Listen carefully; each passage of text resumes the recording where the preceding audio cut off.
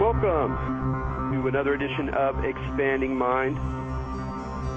I'm your host, Erik Davis, and going to continue our explorations of the cultures of consciousness. Sometimes people ask me what this show is about, and, you know, I mentioned kind of some of the spiritual topics and talk about, religious questions, maybe the nature of consciousness, a little bit of neuroscience. But technology has always been an important theme for me as a way to almost get into some of these other topics. I mean, going back to the early 90s, I was very much marked by the confluence of certain, you could think of them as California or Bay Area interests in expanding consciousness and the experimental edges of the mind, and the way that some of those ideas and practices got mixed up in all sorts of curious ways with the digital technology, with virtual reality, the emerging sense of the Internet. And indeed, it's sort of no accident to me that both Apple and Google can have that their founders have these traces or tendrils that kind of weave through in this outback of consciousness exploration and a kind of exuberant embrace of the possibilities of the mind, even as they, transform world economy and the very nature of communication, because there's always something very special and very curious about communication. How is it that we know things? How is it that we perceive things? How is it that we understand, particularly when we get to the margins of experience, those areas we don't encounter on an everyday basis? And of course, technology, media, from the book to the radio to television to personal computer, and now this exploding range of interactive devices and mobile computing, that all of these technological infrastructures, shape and inform and mark our most intimate sense of ourselves and our relationship to the world, sometimes to the good, sometimes to the ill, sometimes to just pushing things into a new space of novelty where we don't know what's going on. And in some sense, we're involved in a massive experiment upon ourselves that is being blazed by both, capitalist raiders and who want to manage the mind share of the future, and the exploding space of possibilities that have been introduced by digital technology. So we're going to be surfing that edge today with our guest, Andrew Stone, who is a legendary independent software developer started off with the Next, but a Mac head all the way back, and is now built quite a name for himself in the world of mobile computing apps, and has a very interesting history indeed. So I'll be looking forward to talking about these issues of consciousness and technological innovation in just a moment. But of course, we'll bring on our co-host here, Majidau, calling from Los Angeles, the most technological city on the planet. Well, but you're not that technological. Dude, I don't even have an iPhone. Yeah, I know. I feel bad kind of having this conversation. I've been writing about technoculture for over 20 years, but I don't have a smartphone. I just I have a Fisher. My phone, I think, is made by Fisher Price. Yeah, I call mine a dumb phone. People try to do things, and I'm like, I'm sorry, I have a dumb phone. And that's awesome. The shift will happen, but at the moment, it's. I like to keep my telepathic abilities strong, so I don't like relying on the technology. Well, there is a kind of this sort of weird sense of stepping closer and closer to something like functional telepathy. Yeah. It's a very peculiar process because on the one hand, it's utterly magical. I mean, if people 100 years ago could see the way we communicate, it would just look crazy and marvelous and unbelievable. And we do those things, and yet at the same time, we're just I got to buy the groceries, and oh no, I have to post that thing, and it's just sort of normal. Mm-hmm. But it's not normal. It's totally weird. It's a very strange experience. And of course, there's the whole conversation about the way it's changing social space. Just like, all these areas are now these areas of kind of boredom or sort of, frozen time are now opportunities to interact, like waiting in line or, the public transportation and all these things. It's a very, it really has changed remarkably how we feel in these kind of in-between public spaces that are now become a site for work and play in that domain. Yeah, you can totally go on the dating site while you're buying your toilet paper and hook up a date for the evening. That's a good analogy. Well, with that marvelous juxtaposition, we'll bring Andrew Stone onto the call. Andrew, thanks for joining us on Expanding Mind. My pleasure, Eric. And you're calling from lovely Albuquerque, correct? That's it, down here on the farm in the middle of the town. I got to say, man, I had the opportunity to visit Andrew's place this summer, and it's a really great spread. It's right in the urban area, but it feels like kind of a hippie farm off in the edges of town, and you have this marvelous tower and wonderful-looking veggies and chickens and all that. It's not the kind of place you would associate with, full-on edge-riding software development, but it's a nice contrast you seem to have been riding for throughout your whole life, really. Well, yeah, I think it was 25 years ago this weekend that HyperCard was released for the Macintosh, and that was the first time that a development environment was created for regular people.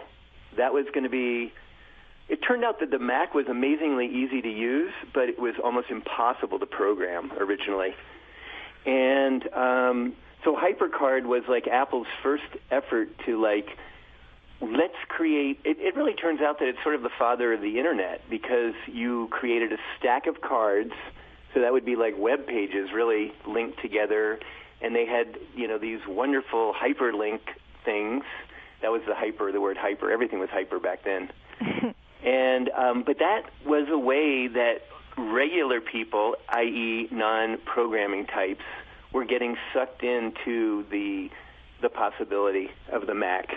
And for me, that was my entree before I really decided that was my full-on thing to do. Right, and you studied architecture and design, and were interested in organic farming and all this other stuff. Yeah, it's in 1974. I moved out to New Mexico. I'd been living in South America for a couple years. I'm a young kid. I'm like 13 in 1969, so I'm too young to really go to the Dead show, but I'm reading Alan Watts and Aldous Huxley and On the Road by Kerouac, and I'm like, high school is getting a little boring. What if I could I'm doing it. So a friend of mine and I went down to Mexico. He had to go home. He was not going to go to South America, but I had to go. It was like one of those things. And I spent basically a year and a half, traveling, learning Spanish, learning Quechua, hanging out with the Indians in Peru and Ecuador. And so that was sort of how I decided that New Mexico was the place to emigrate from the Rust Belt, where I grew up, to New Mexico. And I ended up in 74 out here. So anyway, this is now where the counterculture has, left San Francisco, gone to the various hog farms, like there was one in northern New Mexico. And, the hippies are, going back to the earth in New Mexico. I wanted to be as much a part of that as I could.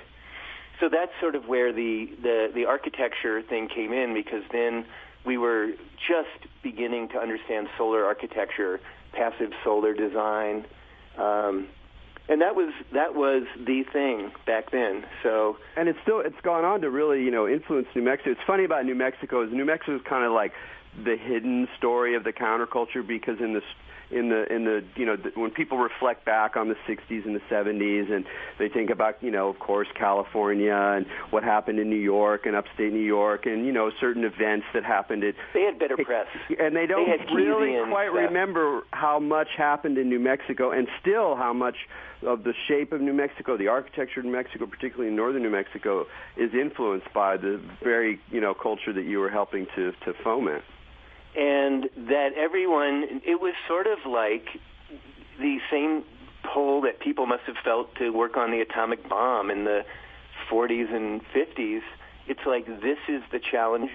Consciousness is the nut that we're going to crack in our lifetimes. And we start by eating a peach, and then it keeps going from there, practically. Yeah, and so it totally makes sense. So HyperCard, it opens up this whole space of development. And I think that's another thing that we kind of forget, especially now when so many things are mediated through the internet and through programming environments, is that the creativity and the openness and the diversity and the speed with which the digital media space developed had a lot to do with the way that development happened. And that's something I think we don't necessarily think about so much, especially on the outside, people who are not actually working with that. So what was it about that environment from HyperCard and then moving on to the next computer, the Steve Jobs's? Right. So it's like the late 80s, and I'm like going, where did all the heads go? Where are all the freaks? And so that was right when the bulletin boards were coming up, and also the Usenet groups. And so these people are figuring out about the internet before Al Gore even knows it's invented yet. And there are these little communities like CompSys Mac HyperCard, and actually they're exactly Google groups and stuff. I mean, it's like some things are never really new. They're just kind of rebranded. But so here you find everybody in the world who's interested in your one little thing. And so this really became the first time when people who had interest in the same area could work together remotely. And that's the cool part, because a lot of people who are into tech and your basic Asperger model guy, fixates on things, totally gets into it, maybe not perfect with other people and stuff. So the whole idea of telecommuting is perfect, because there's less of that. Sometimes there's a lot of awkwardness in, the meeting, the MEAT of people, when it's the bodies and not just the disembodied telephone or the disembodied internet and stuff like that. So it turned out that this was a strength for people, that they could be able to be in the comfort of their home or their farm or whatever and be working together with other programmers.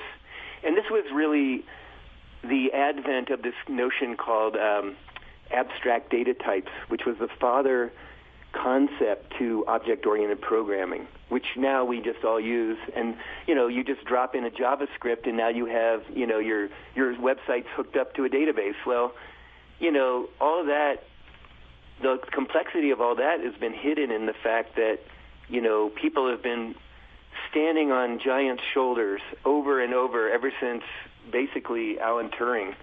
And, and I've been climbing on their shoulders and jumping up and go, look at me. And then somebody climbs on my head, and, it's really fun. Yeah, I think what I'm getting is, again, for people who don't have experience with these environments, is that what programming is in the zone that you're talking about, that becomes object-oriented, these kinds of developing environments, is that you can sort of use lots of elements that have already been developed, that if you looked underneath the hood, they're immensely complicated. But once they're sort of working, you can just sort of treat them as a process or an object that you plug into something else that you're exactly. That you're doing. So these heavy lifters are doing this incredible work.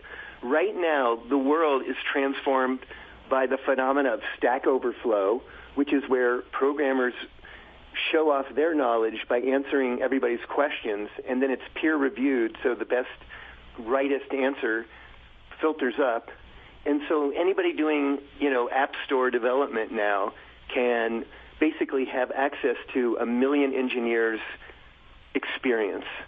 So that's what we're sharing. And then on GitHub, and Git as a tool, and GitHub in particular, where a lot of open source sharing is, you can basically, it's like walking into a hardware store and pulling off these really nice, pieces of equipment that you can then, hook together and make something brand new, but without having to perhaps do the kind of heavy lifting you're not really capable of doing because it's not your domain of expertise. Well, one question about that culture is that, you know, in the 90s, especially when there was so much, you know, this real sense, this kind of massing awareness of the transformation that was coming forward, and there was a lot of attention to these open source ideas, both in a political and just in a technological sense. You know, so much stuff has happened since then. So many people have made money in so many different kinds of ways, and are seeking to increase that. Even as the opportunities have you know, exploded in all sorts of directions in terms of all the places that digital computers touch our lives. How much is that culture still going? How much what? How much that sense of the open source, that sense of the engineers who are going to help you out with more information, right, because it's almost a kind of status economy of doing that. Are things still? Well, now it's moved into that so full time that in a lot of ways big companies will only hire you for a project, and so people are on projects, and the project as a model, as an organizing model, sometimes is really better than the corporation as the organizing principle, because people will get pulled together because of their interests. And so it was nascent in the early 90s, and here's what's going on. Steve Jobs, so it's 1989, the next computer has been announced after 3 years of, you know, him being hidden away. And, it's 88. It's 88, and they're in late 88, and they're going from college to college. They think because they've managed to merge a Mac with Unix, with the, you know, iron, the solid iron of Unix. That was like, you know, Steve never wanted to see the bomb again, if you know what I mean, the little bomb that used to come up on the Mac when it would crash, the blue screen of death. But the third thing that it was not only the Mac and the Unix, it was the laser writer, because the whole display model was the same that was being used to generate laser printed documents, but right on the screen. So what was called display postscript. And what's so interesting about that is that we had this little language that was chosen to do the UI development in, called Objective-C. And what is odd is that it is the most commercially used language per number of devices on the planet right now. And yet it was just this little boutique-y, object-oriented language that kind of came out of Xerox PARC. And yet it became the actual tool that allowed little people like me to hook in with all the other guys and have our collective work be something that is way more than the sum of its parts.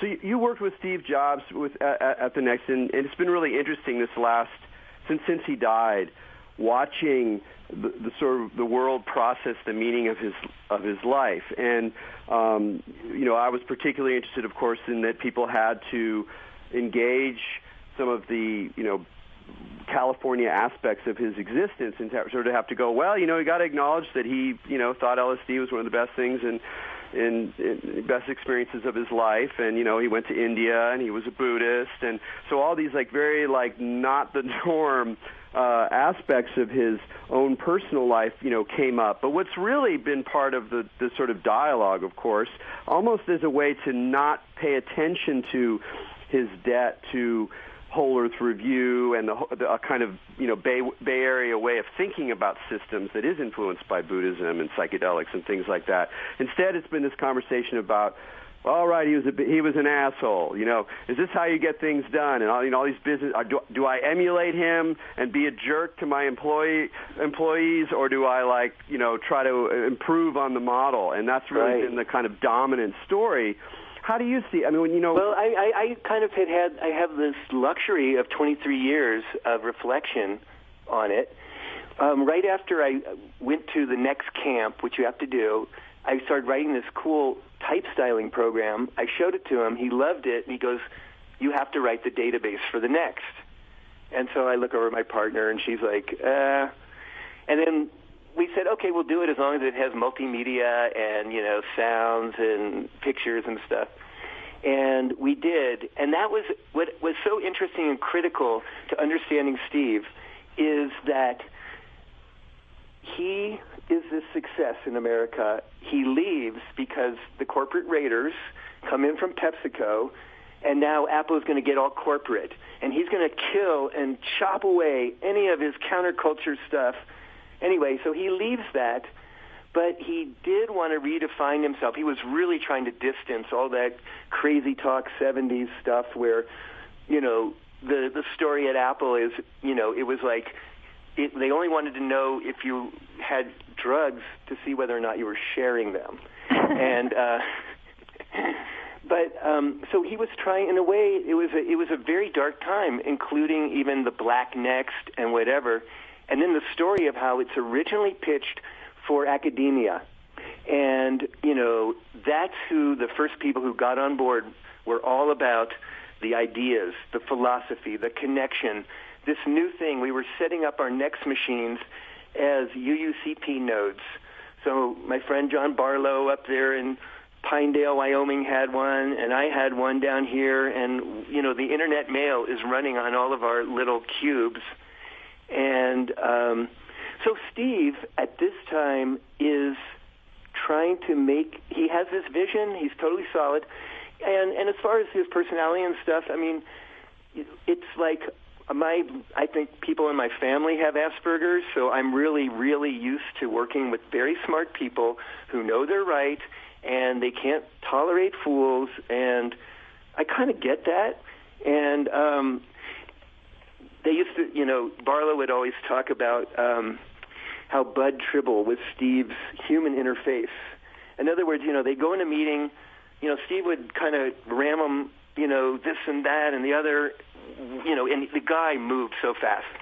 So he leaves, everybody's looking around what happened, and then Bud would be left there explaining what Steve really meant, and, But I liked, first of all, I felt like as Steve tried to clean up his act and get more corporate, and as the market went from, it was going to be academia, but they didn't buy it, it was too expensive. Then they went on to, eventually they were selling to the NSA, the CIA, and big Wall Street firms, because that's where the money was. And so that maybe caused Steve to have like this effort to like clean up, get all the Armani, the black look, everybody's, it's all clean and it's not hippie. However, I felt like, but wait a minute, I'm not going to change my whole, spiritual adventure just to fit into this corporate. I'm going to bring this along with the ride, because I know that this is the core, the heart of what and why people care about following Steve's vision. And that was because of kind of how it had grown out of his hanging out with Ram Dass's guru and, things like that. And so the bigger tale, the woven tale. And basically, it's 1990. I'm at SIGGRAPH, and I look up on the stage, and there's, Tim Leary, Esther Dyson, Jaron Lanier, they're all, all the big names in in virtual reality. And somebody I hadn't really known was up there, John Perry Barlow. And so they're all, we hear what they have to say, and Barlow goes, he just stands up and he goes, look, I don't know what you think, but, you have these machines that maybe for a couple $1 million you can kind of see something interesting, when for just $2 or $3 you can get a hit of acid and do the same thing. And that was like one of the first times I'd heard in public people being honest and open about psychedelics. And I think that was really interesting, because a couple months later I get a call. It's John Barlow. He's working for Next World magazine, and he wants to interview me. And I go, oh, John Perry Barlow? And his ears, and after that we were just like, we were the Rocky Mountain Next users, basically. But I think we got the vision, but we also kind of took on the role of, okay, Steve, you can wear the Armani suits and everything, but the people who are going to be building this world are going to be the same old cyberpunk types who have been, influenced by Philip K. Dick since the 70s and are, the whole thing. And well, you guys had a rave, right? That's it. We started in 1992. We rented the Palace of Fine Arts, and we basically, I had some friends in the in the San Fran gay community who were totally, I mean, it was sort of like they did their whole hippie thing in the early 90s, and so they could hook us up with all the cool projectors and things, and we basically turned that place into an amazing scene. And that was the first one. We did a couple. We did one each year until they no longer sold Next machines. And so that's the weird part about it, is we were basically taking on kind of a role as the, I don't know if you want to, it's just some sort of shamanic role where it's not just about money, and it's going to be about the community. Where do you see that now? I mean, you were at the heart of those crisscrossing lines of expanding consciousness, the sort of hippie re-architect society, re-architect the spirit and its relationship with business and machines. It has this amazing 20-year periodicity, because it was like in the early 70s when the counterculture was going mainstream nationwide, all the experimentations happening then, again in the early 90s, and again now.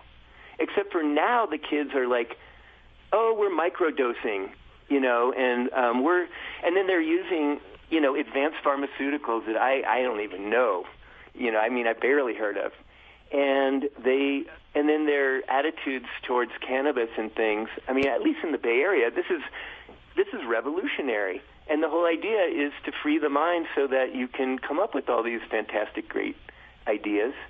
Now, I have to say, I'm a yogic practitioner, and that's my main way of trying to get the high that we all love so much, the unity feeling. Well, I'm curious, how does yoga help you, work? I mean, you're clearly you have one of those minds. You have one of those, obsessive, brilliant, crazy, minds that's going to grab onto stuff, and it's probably not the easiest thing for you to interface with all the stuff in the world. I mean, you're a very successful person. You have a lot of interesting things you've developed in your life. I'm curious how much spiritual practice helps you kind of, with your programming mind, with the mind that is going to obsess and code all night long and have that kind of obsessive fascination. In a way, it's the only thing that allows it to continue day after day. It's the thing that gives it for me, and I think for a lot of people too, I go like this. I go, if I skip my hour of yoga, then, you know what? I won't get enough done in that hour to make up for how much I can get done once I'm relaxed and once I'm really focused. Because especially in software, there are rat holes everywhere. A lot of times you'll be code whispering, kind of figuring out, it must be this, and you'll be way off. And so there's a lot of rabbit holes to go down. And then so I think that the weird thing is that the altered states that we seek, how do we bring them into our daily existence? Just like when I'm looking over at you and looking at your eyes and seeing the light in your eyes, and all of a sudden I'm re-experiencing how I'm configured as an individual, because it's no longer just, it's weird, but I try to let myself have these seconds in the day where I'm no longer thinking or processing, I'm just opening up to it. And in a way that makes it just so much easier to be with people too, if you don't have all these agendas and stuff. So I think that part of it is the muses are there, they'll work through you, but you do have to keep your hardware tuned or something like that. Yeah, that's a really interesting practice, is how to learn how to allow those moments to exist in the day. I mean, I think one of the problems that happens when we have some kind of explicit spiritual practice that we recognize balances us out or reminds us of these deeper currents in life and nature. But sometimes because we have our hour or half an hour, whatever, a day, that we go, okay, I took care of it, and now I'll just, get completely absorbed in the pinball game of ordinary life, and just to be able to have these. I mean, it sounds like such a small thing, but it's not a small thing to have those moments where you can recognize that all I need to do is sit down here for a moment, or really catch that person's eye and let it rest for a moment, and those spaces can open up. I tell people my goal is not to become a visionary, but to become a listenary. That's beautiful. Well, we have to take a break right now. This is a fascinating conversation. We're talking with Andrew Stone here on Expanding Mind with Erik Davis and Maj Daou, and we'll be right back.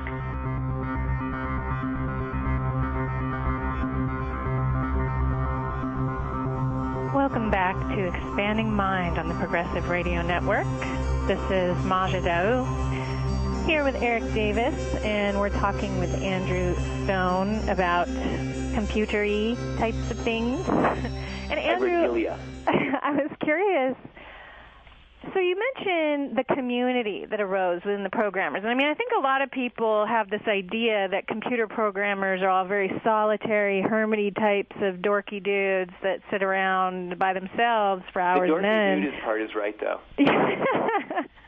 But it's fascinating to me, especially with all this hyper business going on and with some of the psychedelic use, the contingency and coherency of consciousness of computer programmers that kind of arises within these groups. Like even in the Usenet groups, or that there's like this cloud in Computer Town, up in cyberspace, where all the computer programmers' minds are like meeting together and doing stuff together, and then it amalgamates in Computerland, like resulting in this program that then builds Computerland bigger. So if you look at those kind of implications, I was just curious if you personally ever experienced a kind of group consciousness event while you were on one of those programming communities that had like a big repercussion. Absolutely. I mean, I think I call it the object satori. It's like the first time you get that you are just this little tiny thing, but it's okay because you're part of this huge thing. And sometimes that's the biggest way we can be. It's not about us. And that's the thing about Steve. It really wasn't about him or his, lack of personal skills or whatever. It was about the fact that, man, he knew what cool was. He was helping these dorky dudes for the first time have a real sense of cool.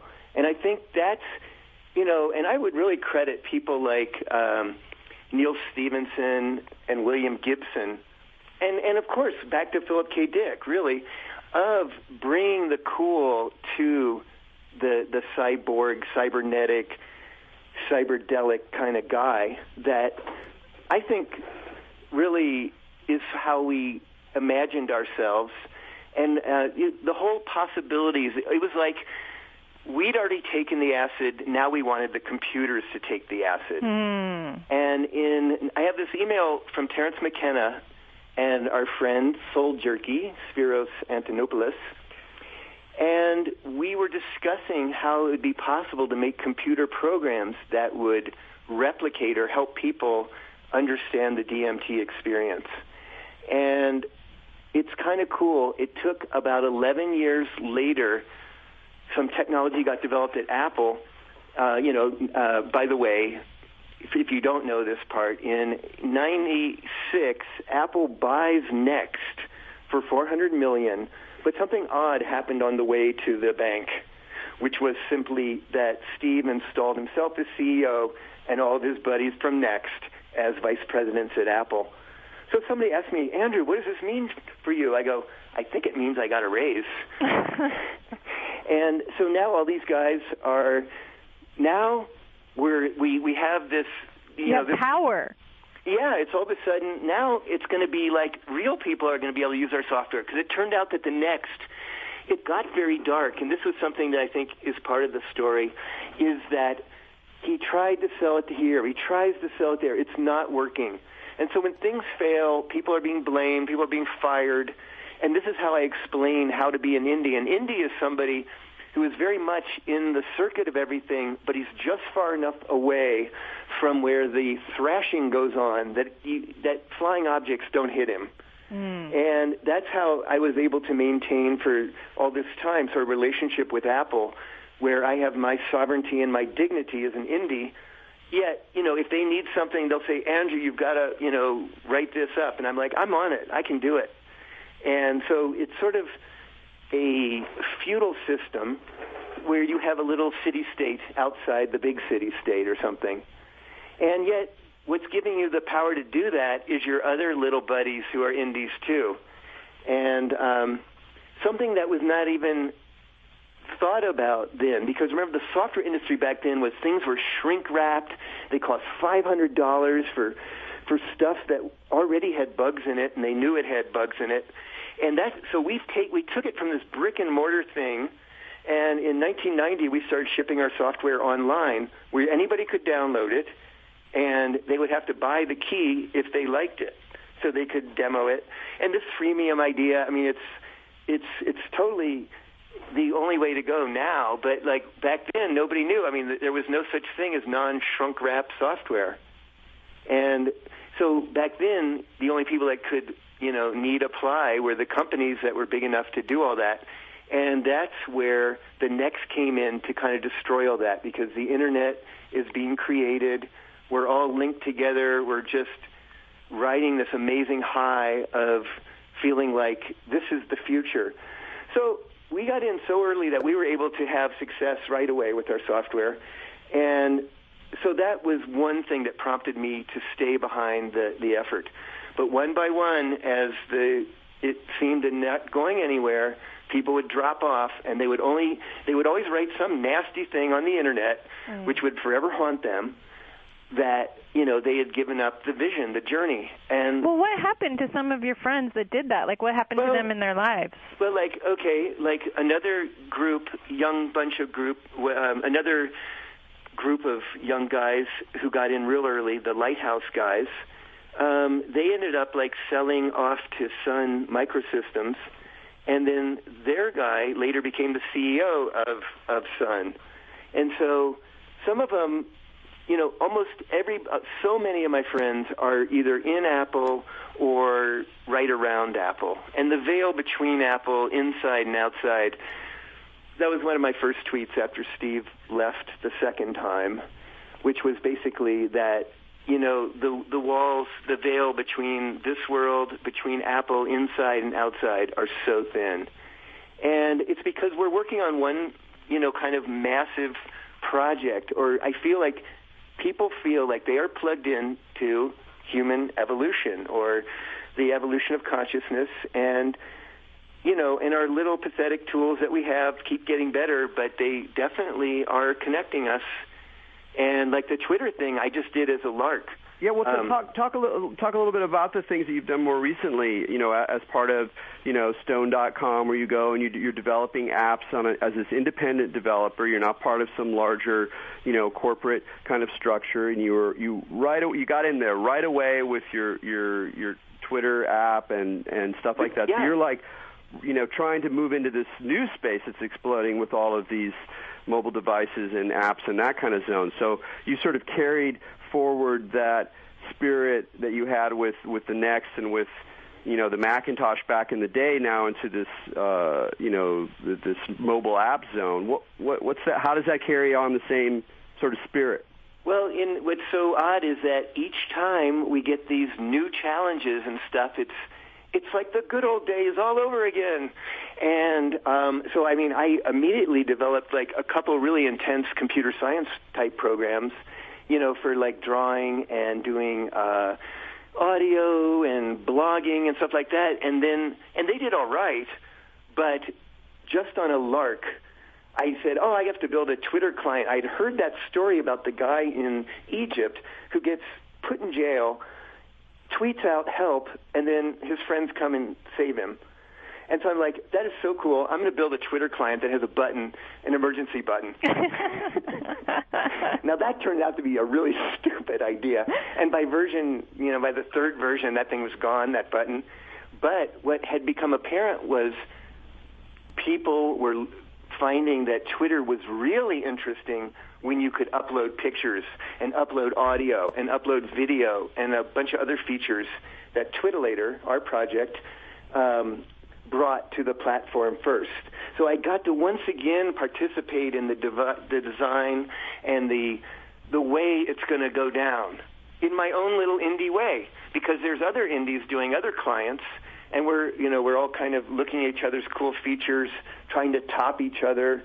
And so really it was just like Twitterific and Twitterator and Tweety, and a few other ones that were like creating the movement behind the Twitter experience. It was like, who wants to sit on a computer and write 140 characters? Like, what's the purpose of that?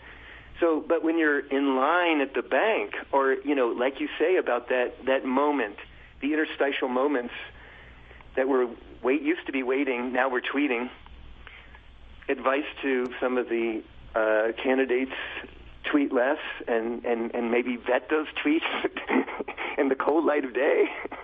But well, let's talk about Twitter a little bit, since you've spent a lot of time thinking about it and helping to sort of foment it, and from the kind of evolution of consciousness perspective, not from just it's a new app and it's creating a certain kind of social space. Right, and how it differed very much from it was the whole discoverability thing, where it's like, I almost want to call it promiscuousness, because you are reaching out, and unlike Facebook, where it's all sort of a social graph that's so usable by the NSA, thank you very much, people.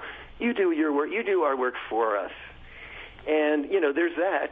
And then there's this other thing, which is like, what are the edges? What are people thinking? And so, like, as I started developing the program, one thing I knew I needed was a wide stream of tweets. So, like, when people followed me from Japan, I'd follow them back. And then, and then, of course, I immediately had to add translate to the Twitter client, because what was it they were saying?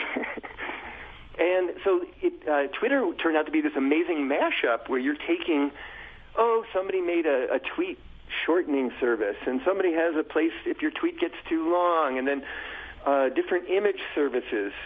And so our apps were being made to mash up on top of 10 or 15 cool services, and it's all being done by people in garages, which gets back to me about the ultimate gift that Steve gave us. And it's not really the technology so much as it's the personal freedom to actually be in your garage, and now you and this other guy are the WAs, except there's a million of you, and you can now build your apps, and there's no social stigma of apps being written by one or two people. That's okay now. Back then, it was like IBM. There was a whole army of people writing the software. But that turns out to be not a very good idea. And when you think about Twitter as a phenomenon in terms of how it moves in through people's lives, how it changes the way they communicate, I find it very interesting, because I'm not on Facebook, and part of the reason is because not just the sort of political aspects of how your information is collected and all of the kind of spooky stuff, but I also just don't find it very interesting, even against my own sort of, I guess I should be trying to promote myself all the time. I'm not that interested in like maintaining a kind of space, a Pollyanna view of your life. Exactly, but Twitter is really There's a amusing. new disorder I read about in the New York Times, where people stay up at night and are like shamed by the fact that their friends are just having these great lives. And I go like, you know what? Those people only post when they're feeling good. And so it really skews it. And it's like, oh, well, But the thing about the Twitter is, with the search tags and stuff, it's like your real-time news feed, breaking before anybody sees it kind of thing. And it's also a way to experience the thoughts of other people who you normally wouldn't. You've already self-selected out of your life. And so you've limited and narrowed your life, and so you don't really get the guns and ammo perspective, because you don't know these people.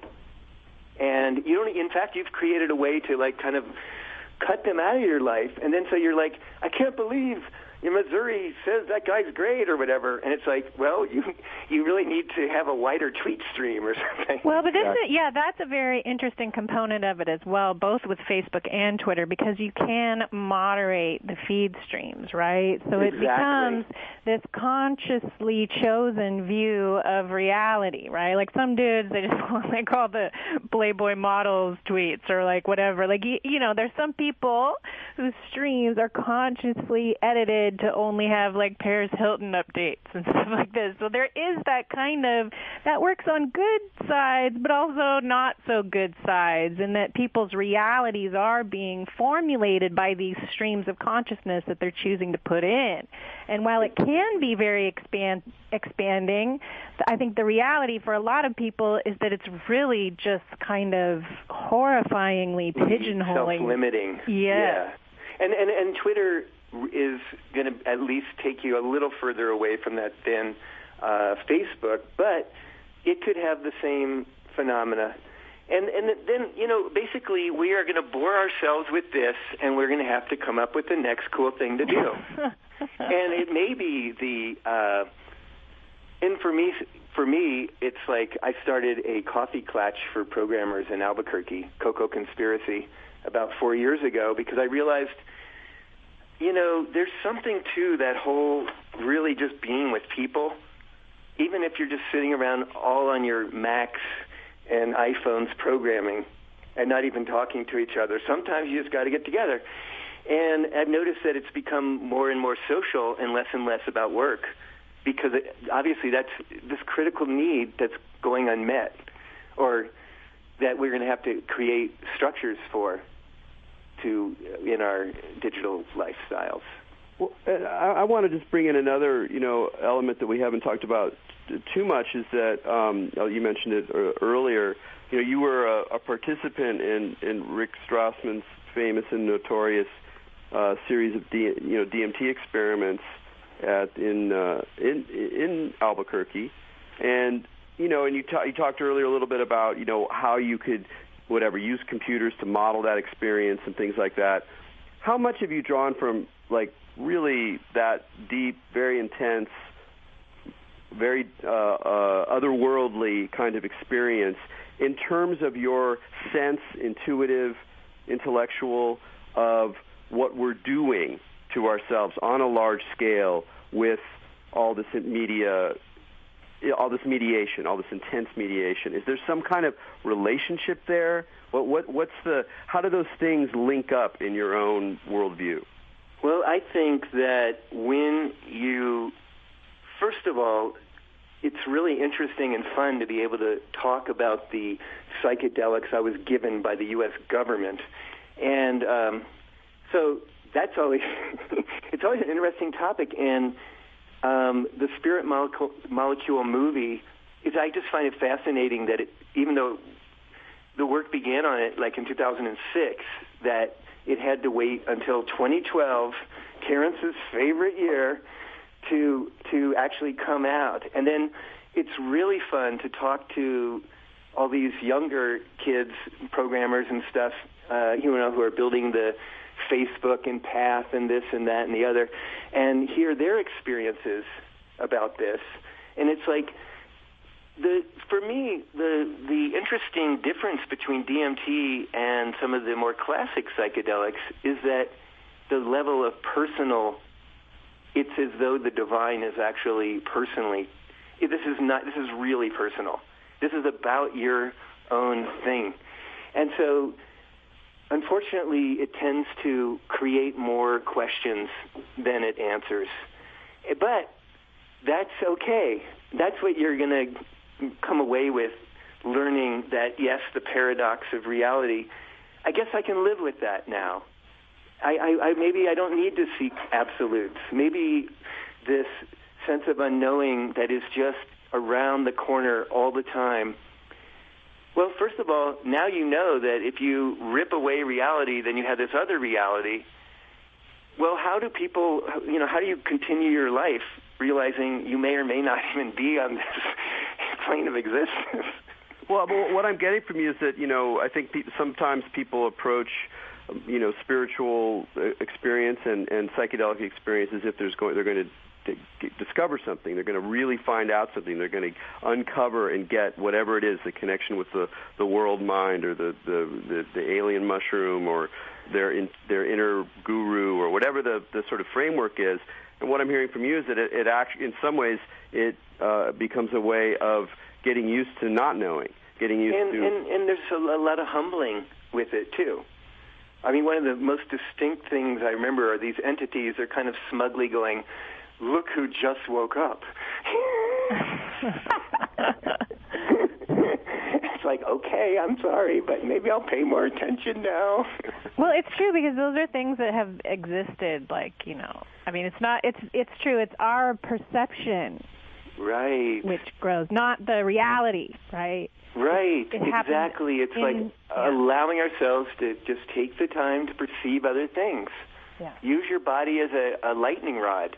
Feel where you're holding all that, and then just kind of let go. And whatever your practice is, it needs to be remembered every day, and that's the thing with this whole thing is it's gonna. There's the big, you kind of have the big realizations, and then you have the hard work to try and make it part and parcel of your existence.